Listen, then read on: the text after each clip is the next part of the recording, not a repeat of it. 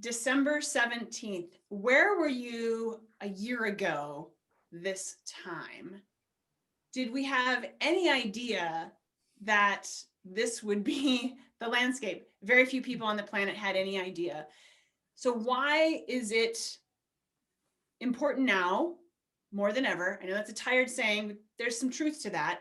Why is it important now more than ever to get, stay, and be connected with people? You could each write a book on that. Because what does it mean to be connected? What does it mean to feel connected?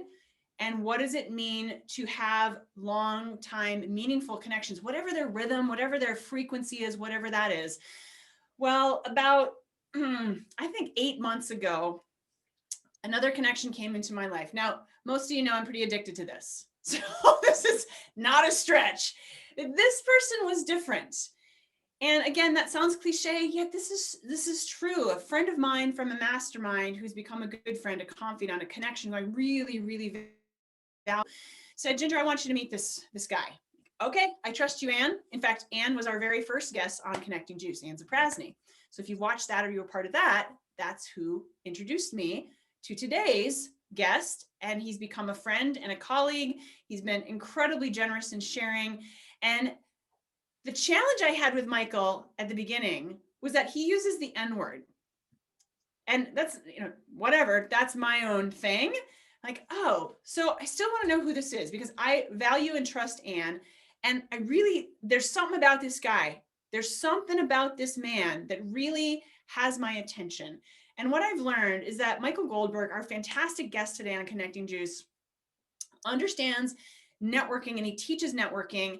But what he really understands is connection. He uses networking as the vehicle and he does a phenomenal job at that. And he teaches financial institutions and all kinds of people, rabbits, rabbis, hopping, whatever,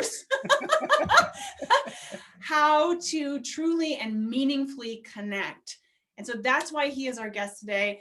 Give it up for Michael. Michael, thank you so much for keeping the left up and coming today. I have no idea what I'm doing, but I'm just kidding. He's a boxer as well. Michael, I want you to start with that story because what is it like boxing? I'm usually doing this with boxing. That's fighting to me, but that's not what it is. Tell me how you got into boxing because that's a great connection story. It is a great connection story. I've always been infatuated with boxing. I've always been a fan watching Mike Tyson, all these great fighters. And to me, it was just like, you just got to be in so much just great shape to be able to do this. And so this was just randomly, I go to my gym and this is maybe 15 years ago and I'm not a boxer, but I'm just going there to train like anybody else. I remember swiping my card and it was quiet, like the music was off for some reason. But the one thing I was able to hear was like a tick, tick, tick, tick, and I realized it was the tapping of a jump rope. And I looked over my shoulder and there was some guy and he was that. Yeah, that's right. And he was just, ever see a boxer jump rope? Like they just do the do-si-do. And kind of the head rocks back and forth. I mean, they look cool, right? And this guy, I'm telling you, he looked cool. And I have to be honest, I stared with him way longer than I should have. And this guy just looks amazing, just cool. And I can't jump rope. And I wish I could, if I could do that, I'd look cool too. And I so wanted to go over to him and introduce myself and talk and find out, clearly he's a boxer, but I didn't. There was like a shyness, and I'm far from shy. But I just started thinking, why would I go over and talk to this guy? I'm going to bother him in his workout. That's like a big no-no. He's got his music in. And so I went and just did my thing. The music came back on. I kind of forgot about it. But as I was leaving, I looked over my shoulder. He was still there. Like an hour and a half later, he was still there, covered in sweat, but he looked the same. I just thought for 90 minutes, this guy's been jumping rope or doing other stuff. And now he's back to jumping rope. And I just thought incredible. And then I felt almost ashamed I didn't talk to him. So I left. Next day was kind of the same routine. And this went on for like a couple of weeks. And I just thought, I teach networking skills. I should be able to go up and talk to some guy in a gym. So I finally walked over to him and introduced myself. And I'm going to call him Dan because that's his name. So Dan and, Dan meets Michael and we connect. And he was actually a little annoyed just because I was interrupting him. And that usually doesn't happen. But and I said, listen, I've been staring at you longingly not to creep you out, but I've been staring at you longingly for 2 weeks. I admire how great he laughed, at the jump rope, and you got to teach me something, like a tip, a trick. And he said, well, let's see what you got. He hands me the jump rope and it wasn't pretty. He said, see, you can do it. But I said, yeah, but not like you. He said, come back to me when you can do 20 in a row and we'll talk. And I think he just wanted to get rid of me. Took his rope back, music went back in, turned his back on me, and like in the mirror, like the do-si-do, he was back at it. So now it's on. So now I had to go buy a jump rope, get good, the whole thing. So another week went by because I couldn't go back to the gym. Like my self-respect wise, I couldn't go back to the gym until I was able to at least conquer this. So I finally approached him like that other week later with a jump rope. I think I can do it. I'm glad he didn't call me on it. And he gave me a tip or a trick. And Dan introduces me to a guy I'm going to call Jimmy because that's his name. And Jimmy trains boxers. So I connect with Jimmy. Jimmy is giggling at me because I've hired Jimmy to teach me how to jump rope. And I didn't quite get why he was mocking me. So I went to Jimmy's house, and nice house. We go downstairs and there's like a whole slew of boxers down there. Like we didn't talk about Fight Club. You never knew that that was there looking at the house, you know? And so all these guys are hitting in the ring and the bag and the this and that. I'm paying this guy to learn how to jump rope. And I just feel like everybody's in on the joke except for me. 6 minutes later, he had me going. And I got the joke. He couldn't believe I paid him to do this. But then he said, you look like you could hit something. And before I knew it, I had gloves on and he was showing me the basics. A couple of months later, I was in the ring. I won the fight. And that started the whole thing. But the point of the whole story is that don't we leave opportunity on the table every single day? Like, I mean, every single day. So if I didn't connect with Dan, he wouldn't be my friend. If I didn't connect with Jimmy, he wouldn't be my friend. I may not be boxing. Knockout networking may not be, on and on and on. It's always about the connection, and we leave opportunities on the table every single day. And that built really, I mean, I was doing all this stuff anyway, but as soon as knockout networking, that whole concept, and I became that, my whole business just exploded. Right. That's such a great story, Michael, because I think what are the equivalencies in our life of what you just shared with us? And the networking, that first move, as I describe in my book, The Cannon, that's what you did when you walked over. So think about yourselves, y'all, right now. When's the last time you made that first move? When is the last time you approached somebody to learn how to jump rope? Like, what is that in your mind? In fact, if you have paper in front of you right now, write it down. When's the last time you approach somebody? And this could be virtual or it can be in person. Michael, you're right. We do leave opportunity on the table. Now, the thing that I think we want to remember is don't beat yourself up about it. Be aware that it's going to happen every day. Like you knew you were going to see Dan in the gym every day. You knew you were going to have opportunity, however conscious or subconscious that was. And then finally, when your subconscious kicked your conscious to the curb and said, get over there, that's when it started happening. And you know what? There's another big takeaway too, is I'm extremely extroverted and I went through this, which is unusual. So imagine those that aren't as extroverted or a bit on the more introspective or introverted side that would beat themselves up and never think about it again and never pursue an opportunity that might have been. You know, if you don't ask the question, the answer is always no. Oh, that's a gem. Say that again. If you don't ask the question, the answer is always no. Oh, yeah. And that's a self-imposed no often, right? Because while Dan was possibly slightly annoyed, he still didn't say no. So there's so many ways we can connect with people. We can network to start learning how to jump rope. I love this analogy today, Michael. This is great. And so one area of focus today for us in the Connecting Juice is how many of you are part of another group, an association, a membership, a club? Like, give me some sort of physical sign if you're a member of something else. Okay. Democratic National Party, whatever it is. Okay. We all are. So what does it mean to be connected with a group? Well, Michael has spoken with, worked with, been a member of associations a lot. I have, you all have been part of different things. Maybe they're associations or not, but I'm going to use the term association proper as well as with a small a, in that we associate with people we want to be affiliated with people we want to learn from, grow from. One of Michael's is the gym, Dan and Jimmy and that whole world. Audra, you are a world-class realtor. You're looking at who are those professionals in the world. You're also a world-class mom. Who are those people? You know, these different circles and these different communities.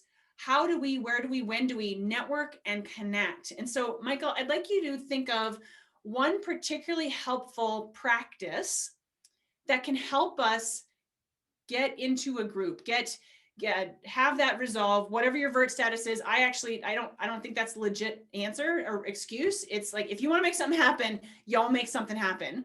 So we want to get out of that. But what's one practice that you find in networking that leads to meaningful connection, Michael, that you love to teach groups and great people like the people who are here at Connecting Juice today? I'll give you a brandy new one. And Sam, you missed this in our networking meeting. We did this last week and into this week as well. So I also lead a networking group, which we'll talk about later, a national networking organization. And in one of the, it's always an activity, either I lead it or there's a colleague of mine that also could lead it. And my slide always comes up as kind of like, the founder and the leader of this and blah, blah, blah. And, so Knockout Networking is there. And also the logo for the networking group, which is a whole other LLC, is there. And I just thought last week, I wonder what would happen if I added another logo there that represented another aspect of my life. So I'm also a professor at Rutgers University on Monday nights. And I was just giving finals. So I just thought, I don't really talk about that much. So I just put the logo on that slide. So it's the Rutgers, Scarlet Knights logo. And I had my colleague who was sort of co-hosting put a logo that was important to him as well. And I just started speaking about another aspect of my life, work life, that was important. It's always been important to me, but a lot of people that were there didn't realize that. And it opened up a whole other thing.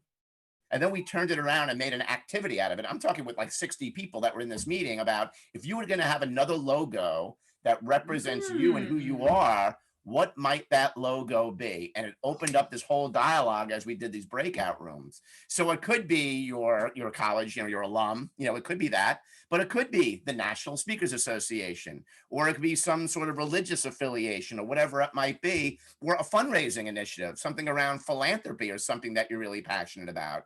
Or I would have something about Parkinson's just because I lost my mom to that. So all of a sudden that tells people something else about you and something that's important to you. And talk about connection. Doesn't that just open that whole thing up? So you can do that with associations that are important to you. Why not have that logo? Like we do it on LinkedIn. We do it in, sometimes in the signature file of our emails. But when we're speaking, connecting with people, why not have that be an optic and ultimately have that be a conversation piece? Because you never know what you might get. Like I also went to University of Michigan, and all of a sudden you've got this whole rapport thing going, or, so to me, that's really good because it also helps brand us, and it helps us to be able to share and showcase some of the aspects and the communities that are important to us, and you might be able to create some common ground. And with me, it just gives me a slew of other questions that I might ask other people. Absolutely. That's fantastic. So in fact, to the chat, everyone, what's one logo in Michael speak? What's one logo, symbol, visual that you could share the next time you're in a group, whether it's an association or a group of whatever it is? What's one logo you could share that you would love to have a conversation about? Because that's where Michael's really going with this. Like he's proud of being a Rutgers teacher, professor, whatever the right word is. And like he's opening the door for that conversation. So what is one of those logos to you? I'm going to put one up as well, because I want to see what you're writing. Where do you want the conversation to go? What do you want to talk about? What's a logo? Let's see here. Oh, so and it could be a target market. So you mentioned that, Audra, you're a realtor, right? So perhaps a target market could be, I'm just winging this, it could be people that are in transition because of divorce. So if you had an affiliation with an association that's geared towards divorce attorneys or that space, and that became a logo that was important to you, I guarantee there's no other realtors, or very few, that might be affiliated with that. So all of a sudden, if you had that as part of your branding, now you're promoting a marketplace that could potentially be a referral source for you. Right. This is the first step in networking, is to open the conversation. That's the first step in connecting as well. And so the network is the structure. Like Michael's alluded to his group, the networking group. And I've been to a number of the meetings. Sam, you're a veteran. I think you're a charter member.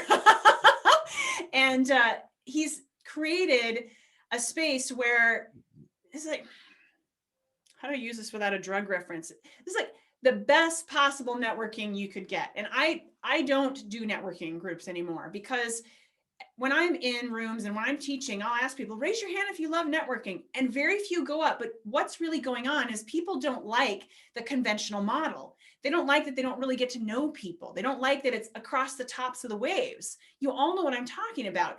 What Michael has taken is the idea of making networking way more meaningful, like knockout networking. It's true. I totally recommend his book. And it's not just because he's my friend and my colleague. Like, I'm learning stuff, and this is my wheelhouse. This is fantastic. So we rethink.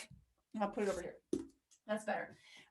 When we rethink what it is we're giving people an opportunity to comment on, to start the conversation with, you always know something's going to happen. So the networking group that Michael has, TNG, it's I'm going to give you a warning. It's it's really fun and it's addicting, and you get with a lot of great people who are mutually committed. Like, in fact, one of your tenets, Michael, is that you are all but required to follow up with the people you connect with, correct? Yeah, Why I do mean, you do that? as appropriate. So, Right. a big Tell us part of the about that. culture is the FU, as we call it, or the follow up. Mhm. So if and really the reason why, as one of our colleagues refers to as like the secret sauce, is that it's not just putting a bunch of people in a room, or a Zoom room or whatever, and it started off in a real room, like when life used to exist, that sort of thing. But there's a vetting process, so it's really about the people that already have the mindset of connecting and giving, right, and contributing and collaborating and learning, coupled with a process to put the right people together. Mhm. And that's a big part of the formula. So you have a qualitative group of people, like in a couple hour and a half, we've got New Jersey and Philadelphia, those groups, we've got 30 some odd people there. Many of them are members, but it's a vetted group of people with a vetted process. I mean, that's kind of the secret sauce. So this way, everybody's on that same page. It's not painful. In fact, it is a hoot. That's one of our tenets in our vetting process, is that you've got to be fun. Like, you've got to be Yes. fun or funny. So imagine Yes. having, really good quality, successful people, in a vetted community with a process, Yes. where the right people are with the right people for the right reasons. And Right. man, that's a lot of fun. Right. It is. And it's the fun factor increases when you are associating, back to one of our words for the day, when you're associating with people who you really want to get to know. Now, what we do doesn't matter. In fact, here's my big takeaway for you today. Do not ask people, what do you do? Tell them what your magic is in a different way. So Susan, I know you pretty well. You're a feng shui expert. She is a interior designer. She's a color expert, those kinds of things. I think, say, instead of saying, hi, I'm Susan McKenzie, I'm an interior designer specialist, or I'm a feng shui expert, she could say, I help people feel better in their homes. Oh, oh, oh, wait a minute, tell me more. So when we're talking about what makes it fun, think about how you describe what it is your work is, what you keep busy with. And I don't like the word work. Well, I used to not like the word work. I like it now, but I'd like to give people the opportunity. What keeps you occupied? What do you like to do in life as we know it? Now, that can be really big, but what we're doing, if we don't ask people what do they do, we don't put them in one tiny category. That's some of the conventional networking, like, oh, I'm an insurance agent. Well, isn't that just sexy as hell? Like, no, nobody cares. Don't sell me. Like, your mind starts to go with Michael's format and with how I teach it. And I know many of you have been in the room when I've taught, like, get to who the person is first. Focus on who instead of what, because the what will come when you focus on the who. So Michael, those are great. I like the idea of focusing on a logo, and logo can be metaphorical. It can be literal. Just like on your LinkedIn profile, people, this is a really important piece. That headline that describes who you are, make the last phrase something that's personal but not intimate. Tell people a little bit who you are. Because Michael, when we're in those rooms together, I love being in those groups. I told him about a month ago, like, I'm doing a timeout on these things because this is super addicting. Sammy, you know exactly what I'm talking about. It's easy to all of a sudden fill your days, right?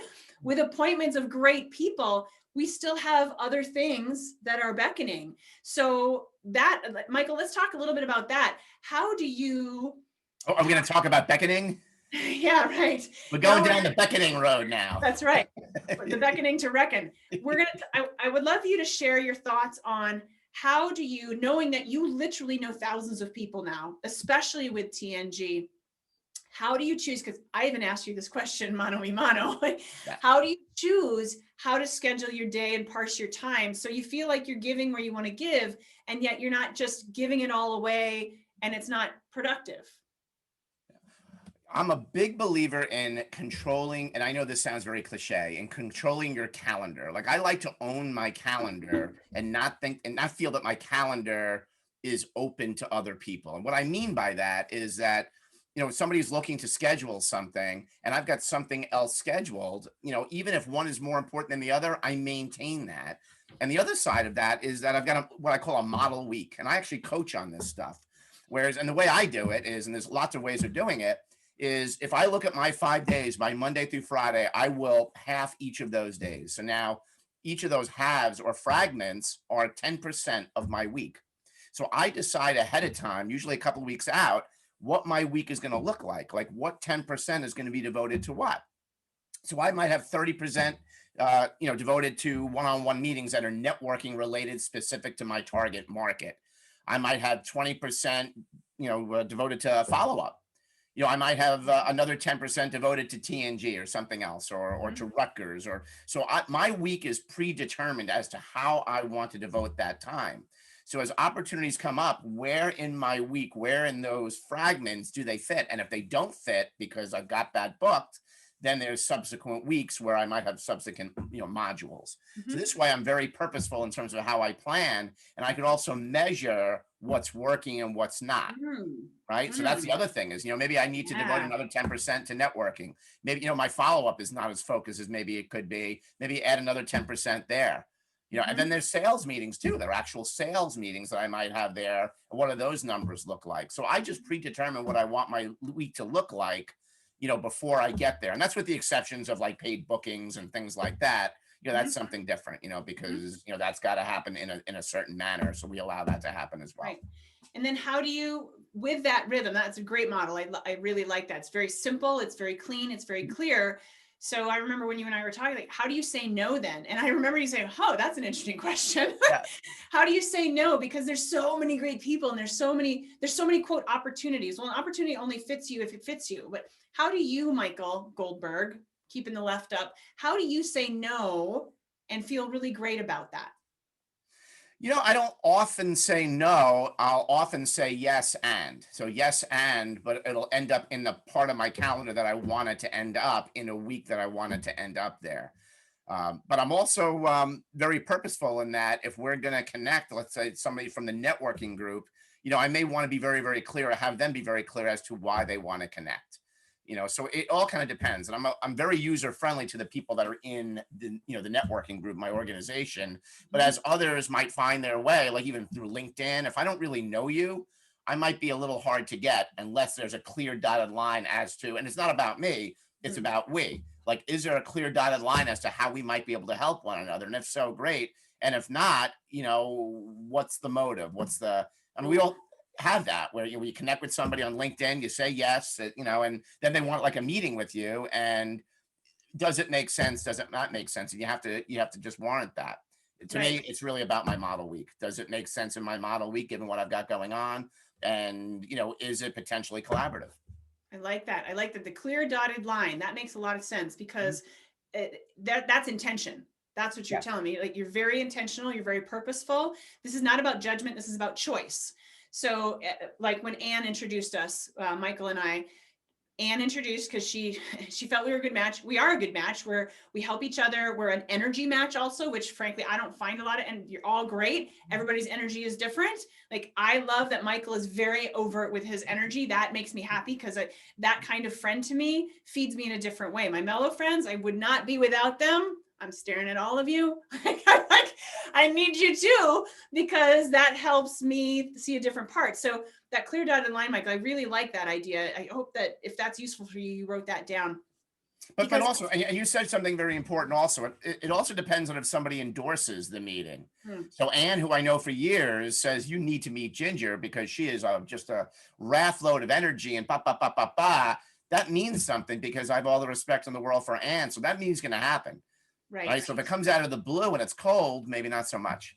Right. And so when you were inviting people to connect, when you're inviting them to network, then give them a reason. First of all, please make a personal invite anytime you do it on LinkedIn or anything like that. Like, don't just click the connect and let people wonder, well, why are they asking? Give them something intentional to look at. Like, do your diligence on what is it about that connection with that person that may be useful for me to serve them. That's how I go into who's doing interesting work.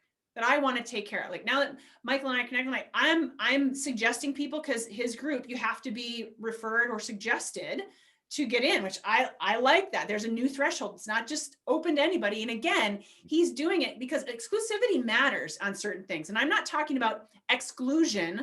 I'm talking about exclusivity. If you don't know what the difference is, read Priya Parker's book, The Art of Gathering. Phenomenal. Michael, have you read that book? I know of it. Okay, it's phenomenal. Like, if you're not knowing why you're getting together to begin with, you're not being exclusive. You're not giving anybody any bookends. It's just a full out concert. Everybody's on the lawn. But if you give people like, hey, we're doing a VIP concert, there's 10 seats. This is who should be in the room. Like, that's important. Like, Audra, I know you don't sell commercial real estate. You want to focus on the people who you can serve. John, same with you. You're looking at the people who are interested in listening. Who can I serve with the message I offer? So that, Michael, you're spot on. Like, well, it's also, and to quote probably 50 other people, it's always about the why too. You know, like why does it make sense? And like, not to be humpy about it, but we all, you know, have certain amount of fragments and time on our calendar and all that sort of thing. And we all know people or have people in our networks that just connect just for the sake of connecting. Like, here, Ginger, I want you to meet Susan just because, you know, I think you'll hit it off, sort of thing. Right. Like, Right. well, what's the why there? Like, there's right. So often when I'm introducing people, I will check with them to make sure that that connection is of value. So, Sam, I want to connect you to my friend John. He's a because you're a Would that be a good connection for you? Let me know before I waste your time, you know, and waste their time. Right. So once I make sure that it's, you know, two willing parties and that there's potential engagement there, now it's just matchmaker and and I just connect them. Right now, I'm the third man in the ring, and I know that it's going to be a home run because I set the whole thing up. Right.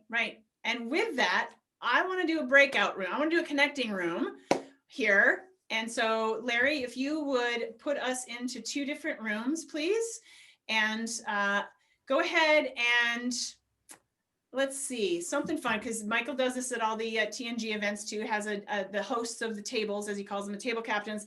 They come up with a topic and or a question to answer. So let's do this. Let's share.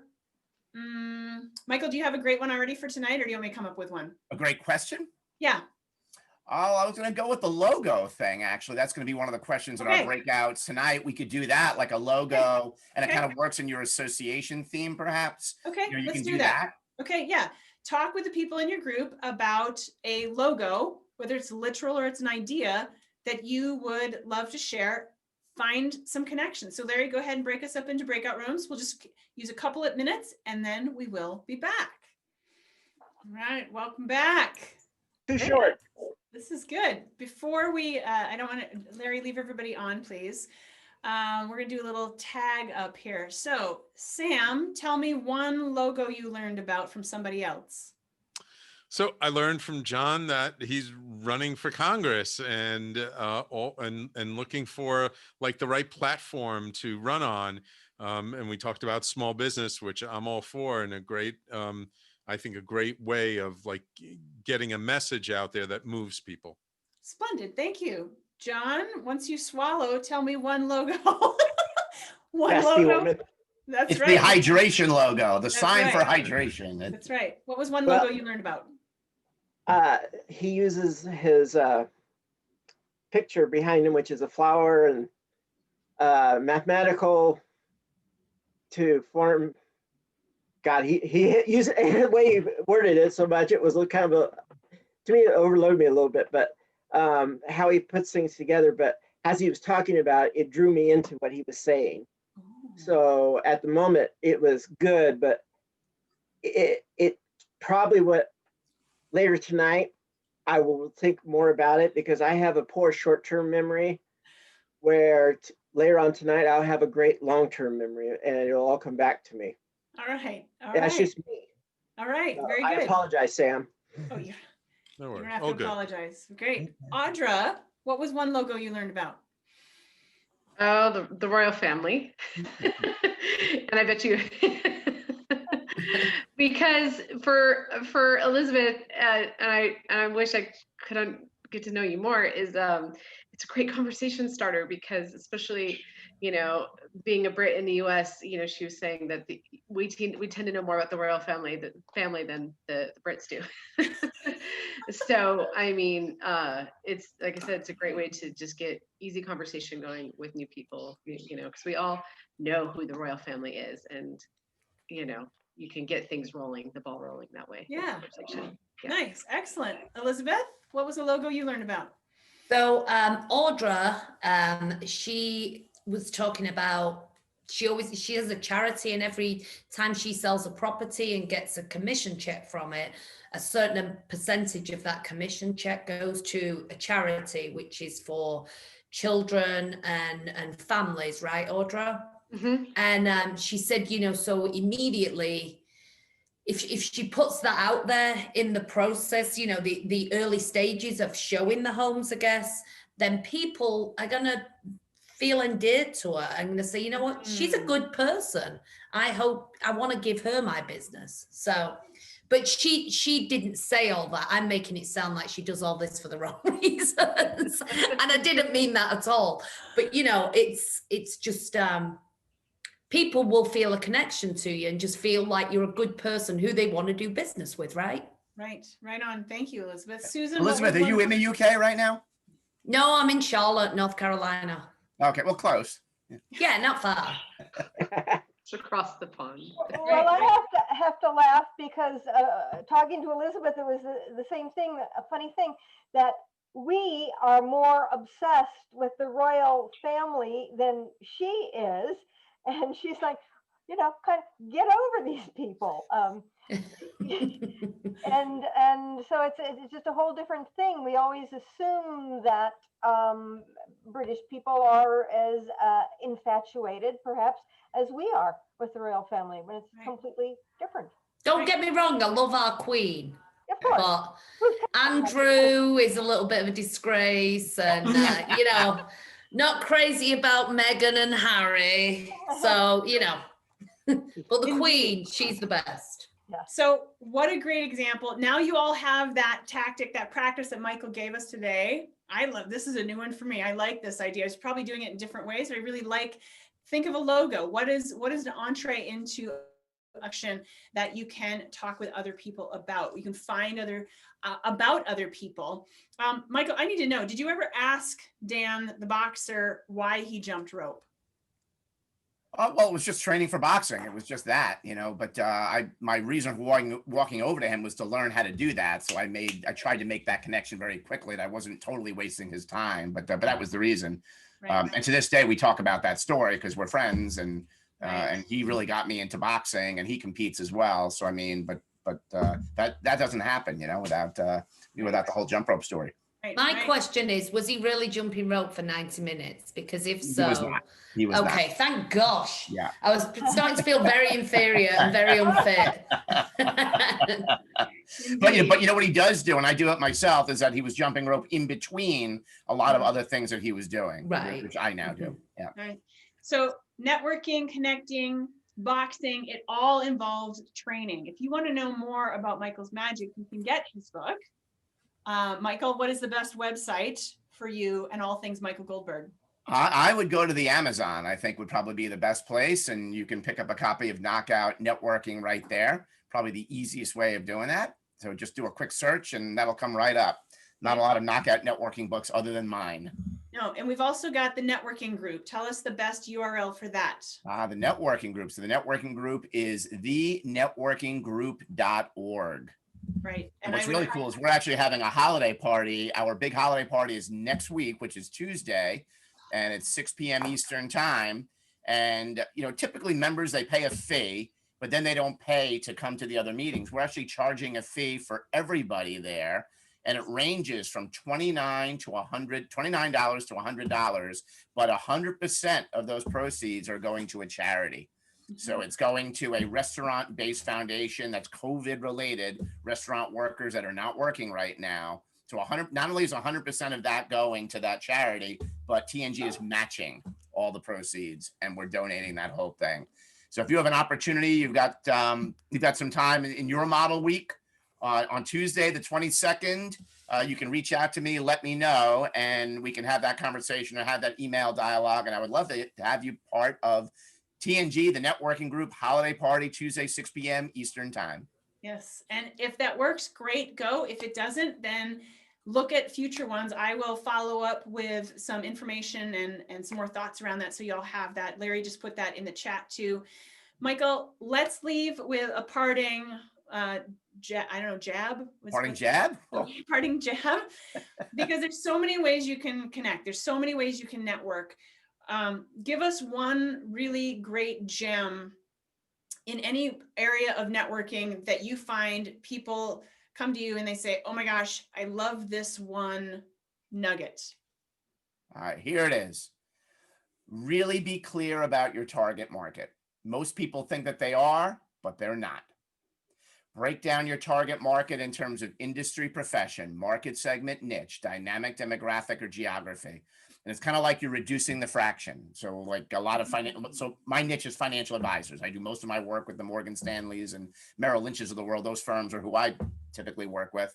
But advisors think that they all have target markets and they'll call it small business. But what does that mean? Like a small business might mean something different than it might mean to, like the SAM. We have different interpretation of that. But what type of small business? So like if you took a fraction, my daughter kind of clued me into this, who apparently eighth graders reduce fractions. So 4/8, right, would be small business. But if you reduce 4/8 to 2/4 and reduce that to 1/2, what type of small business? What industry, profession, market segment, niche, dynamic, demographic, geography? Take your target market and reduce it to the lowest or least common denominator. So that works for B2B. But Audra might be thinking, well, I'm a realtor. I'm mostly B2C. Well, funny you ask. You didn't, but I imagine that's what you're thinking.